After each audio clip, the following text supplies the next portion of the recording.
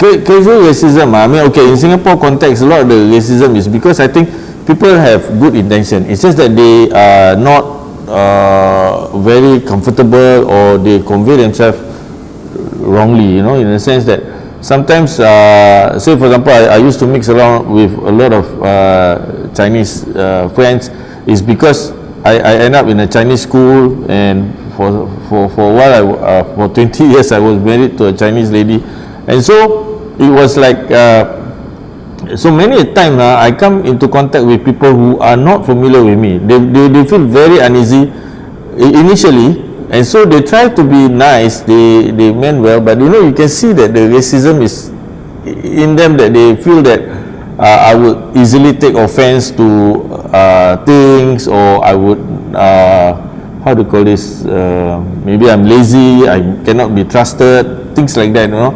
So there are stereotypes that they build, okay, but then again, these are not that harmful. These are just people being judgmental.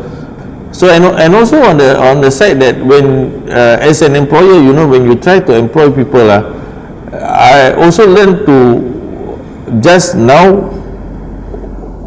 expose myself in the beginning. You know, I will put my name, Kamal Arts or something like that, and then so it's up to them if they want to apply. And I can see the difference when I do not disclose my company name, which is basically my name.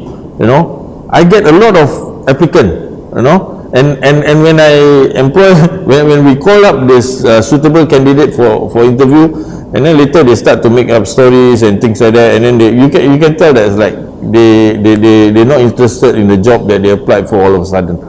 Whereby when I put up my name, and then I don't get a lot of applicant from the majority, you know, and I get a whole lot of people from the minority. So you can see when you talk about racism, there's a lot of racism in employment, you know, like employer will put out ads like only you know, Mandarin speaking, you know, but now it's very at least it's better regulated, so you cannot use this kind of words in the advertisement. But so I say the racism exists both ways. So it's not just the employer being racist, the employee is also being racist, you know. So, and especially these days with the younger generation, at the job interview, they are interviewing you, you know, instead of you interviewing them. And then so yeah, but at least, but what I'm saying is, I see racism as a factor in people selecting where they want to work.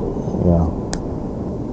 I think sometimes the people, when they believe that they are victims of racism, that they don't have equal opportunity, and then they stop, how to call this, I mean, like they put the glass ceiling on them. They think that they cannot achieve certain things, like they feel that no matter how hard they work, they will never get the promotion, or they will it's not them to start up a business, or you know, they wouldn't go to the bank and ask for a loan because they think this is a Chinese bank and I won't, you know, they wouldn't even look at me, and things like that. So there are a lot of limiting factors that because of racism, that you put this. So this is one of the stumbling block, and I've seen it quite a few times, that people just is complacent and comfortable with what they do, and they don't progress because they think that no, there's no way. I mean, people would the boss will choose the other races over me because I'm a minority and I'm you know, so never mind, I will just continue to do this, you know. So I hear this kind of remark when I was young. Now not so, but still I still see in people, some people they limit themselves because they think that there's a racism factor there. Yeah.